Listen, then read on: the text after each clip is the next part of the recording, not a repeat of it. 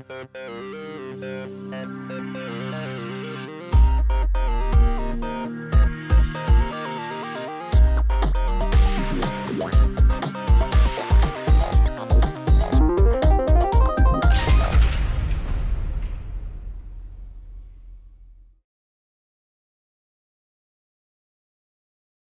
want to talk through this thing out here. This being part of this is literally just going to be.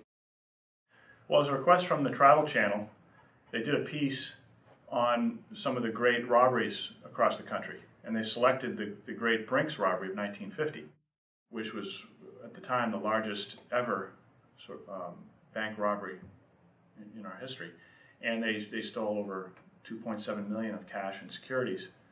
We protect over 500 bank branches here in the Boston area. So to come to us as an expert in modern day bank security was definitely an honor. The star of the show, Marcus Saki, he wanted to walk through and see what some of the technology looked like. We set him up as a temporary card holder in the building, and then we enrolled him in the fingerprint reader as well as the hand geometry reader so that he could move freely throughout the building. Well, we wanted to illustrate what it would be like in a bank if there were to be a holdup and someone needed to call for help. They could have a wireless pendant in their pocket or on a desk nearby, and they could send that panic signal. And those signals are prioritized as top priority, not only for us, but the police view those as a much higher priority as well.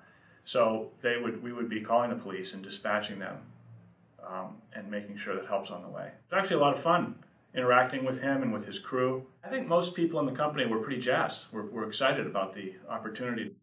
People were interested in seeing what they chose to film, to see where they thought the action was, what things they found impressive.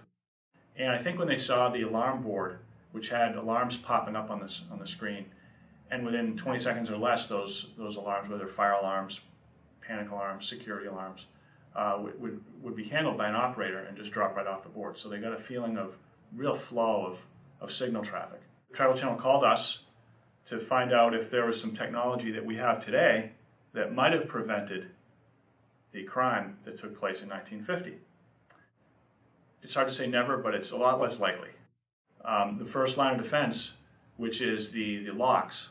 The locks were less sophisticated at that time, and the Brinks robbers were able to, using plastic, they were able to pull lock cylinders and make copies of keys. The second is the perimeter intrusion detection would be much more effective today, monitoring doors and motion sensors, etc.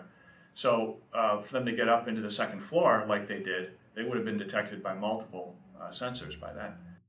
They also would have been on camera, and they would have been filmed with the very, pretty high resolution images of what they were wearing, their build, etc. And furthermore, there would be panic buttons, hold-up buttons placed in strategic places, and most certainly up in the cash room where people were working later in the evening. A few years ago, we moved from a building which used to be occupied by the Arlington Police. So there was a men's cell block, which is where we had our monitoring station. And we outgrew that a few years ago, but we still were able to get into the women's cell block, which is intact, just the way it was back in '83 when the police left. And the crew seemed to really enjoy the sound of that and the look of that, giving an authentic feel for what it might be like to be put in jail for a night. We left that just for fun, just to, for visitors who come in, we'd kind of show it off, and it was kind of just a little bit of sizzle. We're a security company. We're looking to catch bad guys.